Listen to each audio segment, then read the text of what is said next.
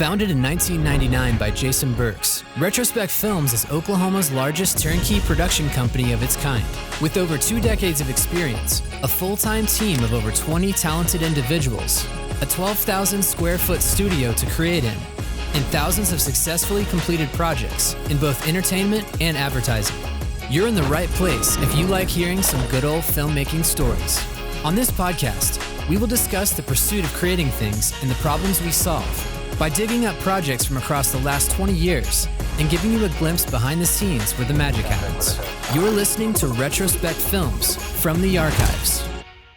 Hello, welcome to Retrospec from the Archives, and thanks for joining us. This is our in-house podcast where we talk about filmmaking and we dig up projects from the past and dissect them, talk about all the problems we solved and the creativity we got to be a part of, and all that fun stuff. So join with me today, we have producer Brandon, hello. I could say senior producer, but you don't have much gray hair. I don't have much facial hair at all. But what about gray hair? Oh, yeah, that's coming. Is it? Yeah, thanks to my child. Good. Daily. Brandon's been here at Retrospec. What's the official count? Do we really know? It was August of 2014, so almost 10 years. You celebrate 10 years this summer? This He's summer. going to get his gold watch. Oh my gosh. It's not a Rolex, it's just from Walmart. The Timex. Timex. That's why he's a gold. He didn't say Rolex. You get a Timex stretchy band. Can I get that little calculator watch? I have one of those. It's awesome. Well, if Little Casio. You've been here 10 years? No. that puts you pretty senior, right? Yeah. You were here before Hightower. Barely, but yeah. Just barely.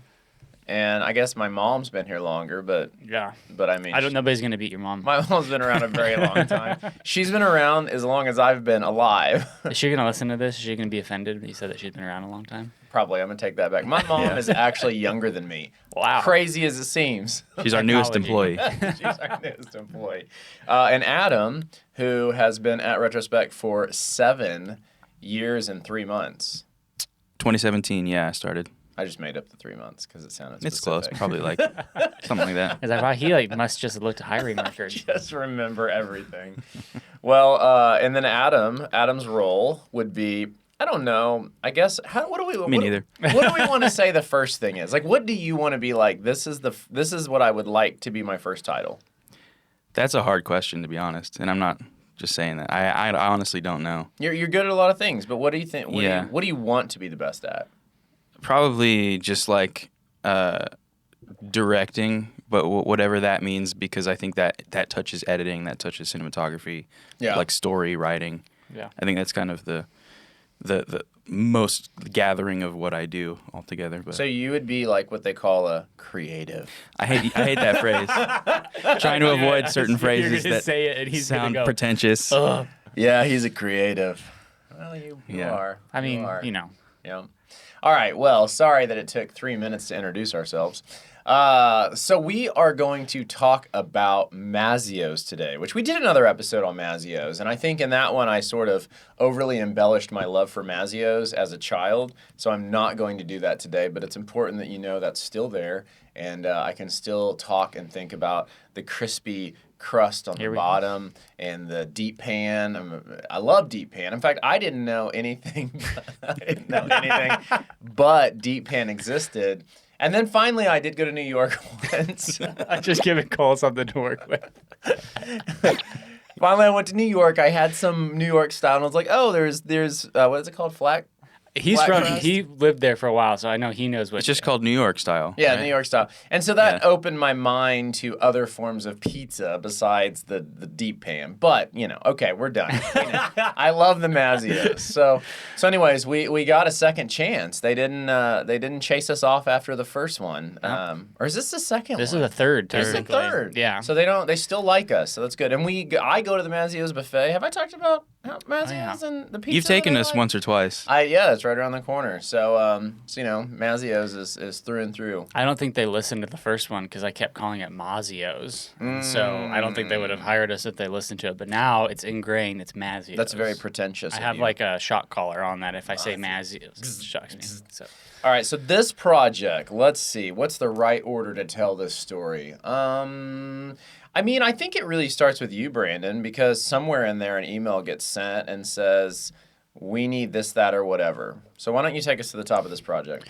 Yeah, this one was a pretty quick turnaround. It was, I think, from like email to shooting was like 2 weeks. But what we had going for us was on previous shoots, the spots were definitely more like story driven and not necessarily focused on the pizza, because it was like pick a pair. The street pizza, I guess, was, but even then they wanted it to kind of be this like lively like party atmosphere and like this like truck driving all around town. Yeah.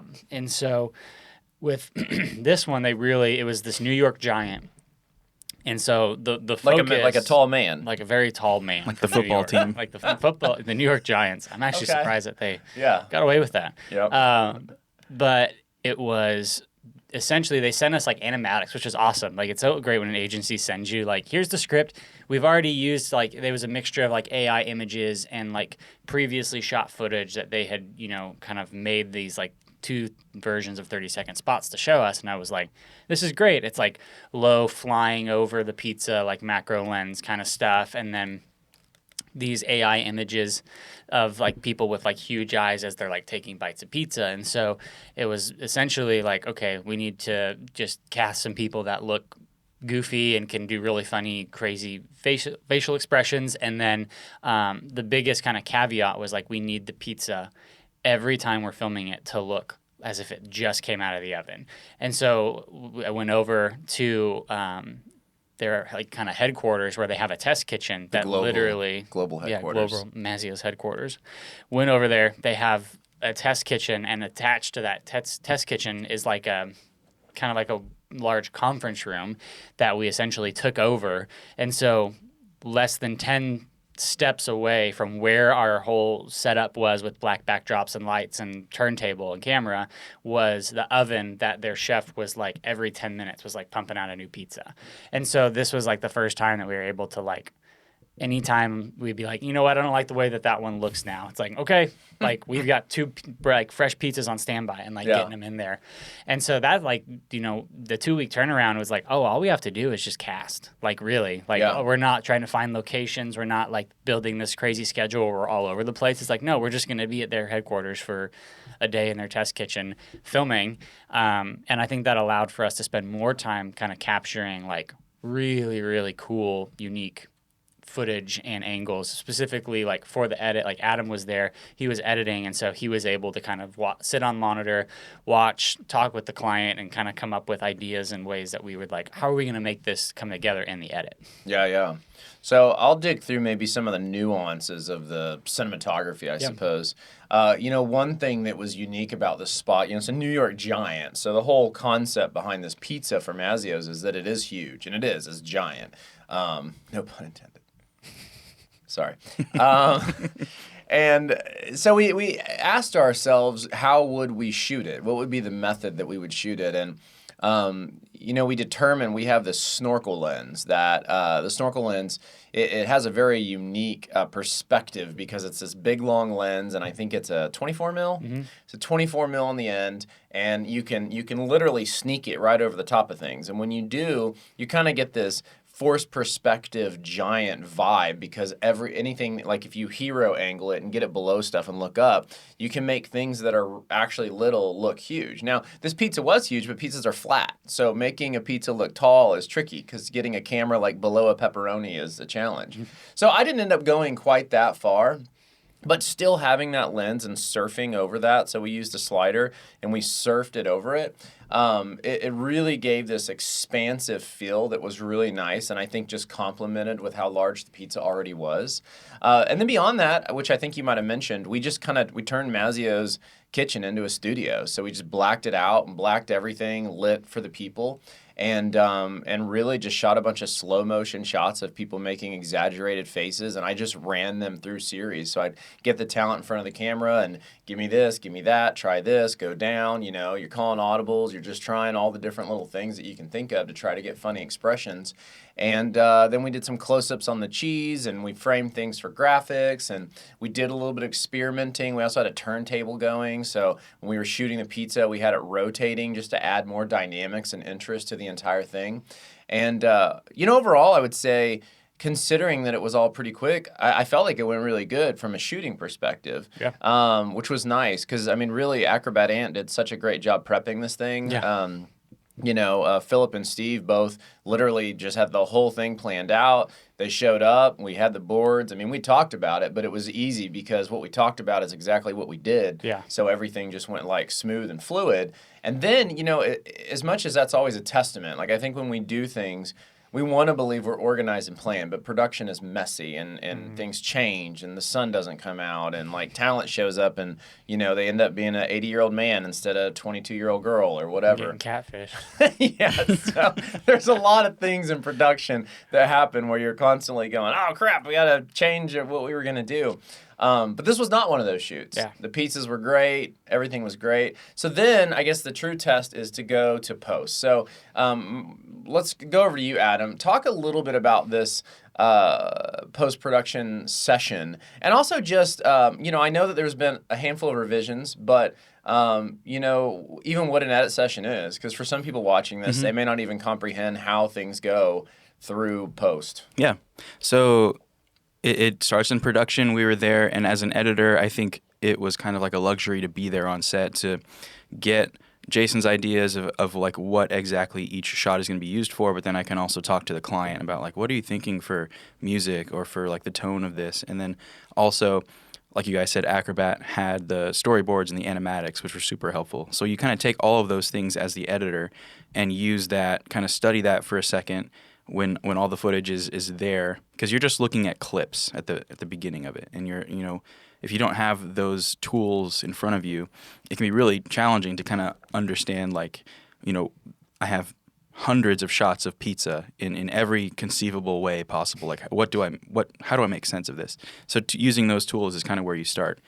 So for me, it was a matter of I always lay down the music tracks first. So talking to them on set, I knew that they wanted, and kind of looking at the animatic, they wanted a 2001: A Space Odyssey vibe. So the music and kind of the reveal, and even some of how Jason shot it. In the movie, there's that iconic opening where like the sun and the earth and the moon are kind of eclipsing each other. It's like an iconic shot, and obviously the sun and moon and earth are round. So are the pizzas. So we're doing a lot of stuff that is like an homage to that, where they're kind of sliding in front of each other, and the big one is like eclipsing all the other ones, and it's moving with the music and being revealed with like the big, I'm not going to sing it, but you probably all have heard the song. Do you want me to sing it? Maybe we'll play it. I don't know. But yeah, go ahead and try it, Jason. Dun, dun, dun. I don't know. We should have just had you do it. I know. You took me there. I only sing once every 3 years. So there it is. So it's a lot of that imagery, and what Jason was explaining, shooting on that macro lens kind of makes the pizza look like the lunar surface. So it's using all of these visual elements as an editor to try and create that homage, but then also to like say something new about Mazzio's pizza, and getting all their selling points in there too, which is obviously the reason we're doing all of this, is to sell these pizzas. So putting all that together, I put a proof together. It's a really fun edit. It's really fun to go through some of those actors' expressions were really funny, and it was hard to pick the best one because you're leaving really good ones out of it to pick the best one. So we had them come in for an edit session, and we had members from Mazzio's, members from Acrobat here, just to kind of talk about the branding and the sales, the ad copy, like some of the graphics that were in there, and I pretty much followed their animatics, so there wasn't a whole lot of editorial revisions as far as just like rearranging certain shots. Most of our time was kind of spent fine-tuning some of the graphics. Devin, one of our graphic designers, came in and was in that meeting too, and so she was kind of live creating certain graphics for them and making their logos move and animate. So most of the post process back and forth was with that. But we also had two kind of uniquenesses with this one, is that I temped with the actual song. I kind of ripped it from Spotify just to use that actual 2001: A Space Odyssey track, with the goal of like, okay, we're going to replace it with a different track at some point. But they were really adamant about using the actual track. And so me and Brandon did some research after the fact, and we found out that luckily that actual track is public domain. But we can't just use the Spotify recording because the recording itself isn't public domain. So that means But the sheet music the sheet is. music, I think it was Richard Strauss from like the 1800s, maybe even earlier than that. But it's a composition from him. So we reached out to our friends at the Audio Planet, and Josh Tackett took the sheet music and created a custom score, just an exact sound alike to the song. Didn't have to change the key or the timing or anything because the sheet music is public domain. So we were able to actually have our own custom version of that track to use just any way we want without any kind of, legal, red tape or anything like that. And then the second thing, I also temped with a voiceover. And so we had kind of a second meeting with the clients where we had the voiceover artist.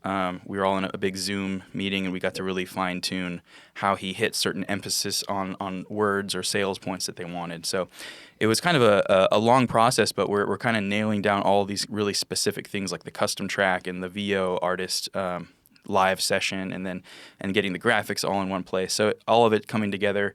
We had a 15 and a 30 that are 30s are playing on TV. The 15s are for social media, and so it's a lot of different deliverables in post that we're keeping track of too. But all in all, it was a really fun process. Yeah. I don't know if social media knows that I like Mazzios and how much I like Mazzios. Probably because I talk about it and it's listening. Yeah. But I've been getting all the vertical ones lately. Oh, yeah. Did you do those too? Was it for the New York Giant? Yeah. Yeah. Those Yeah, were yeah, us. yeah. Those are part of the, having to reframe. It's probably just because of what I say, or we actually just create everything that everyone does. Because on my social media feed, You're just literally everything I see, I'm like, Han, yep, we did that, and then it was like, the ONG stuff, Yep. I'm like, yep, we did that, and then it's like, oh, there's Mazzios. Mazzios, did that, and then So- there's Racers, we did that. Luckily, how you shot a lot of those stuff, it still works in a vertical format with Yeah. that black background. So I was just able to kind of Shift. recompose everything to go from horizontal to vertical, and because we shot on the black background, you can easily kind of Just move do objects things. and people around and text around, and it worked out. Yeah, that's good.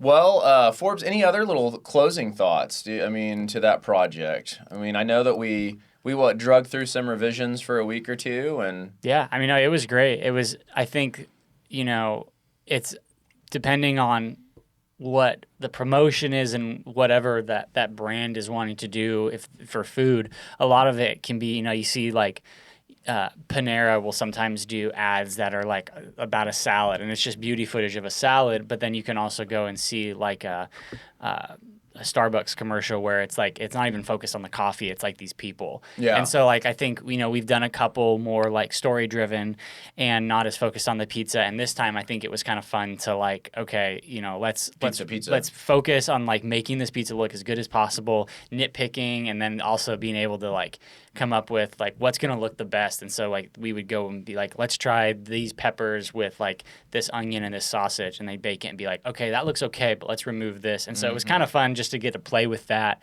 Obviously it's not necessarily storytelling with other humans and dialogue and locations, but I think this was a fun time to okay, let's make the pizza look really pretty, and just make sure that we can whatever we're showing, this is what their pizzas look like, fresh, hot out of the oven. Yeah. And it was good, and we ate a lot of pizza that day. We did. It was a struggle. That's it for this episode of From the Archives here at Retrospec. If you enjoyed the episode, feel free to check out any of our other ones. We have over 30 episodes available on our website. They're also on Spotify, on Apple Podcasts, and we have another one about Mazzios as well, and I'm sure we'll have more in the future. So thanks for joining us, and we'll see you next time. Later. Bye.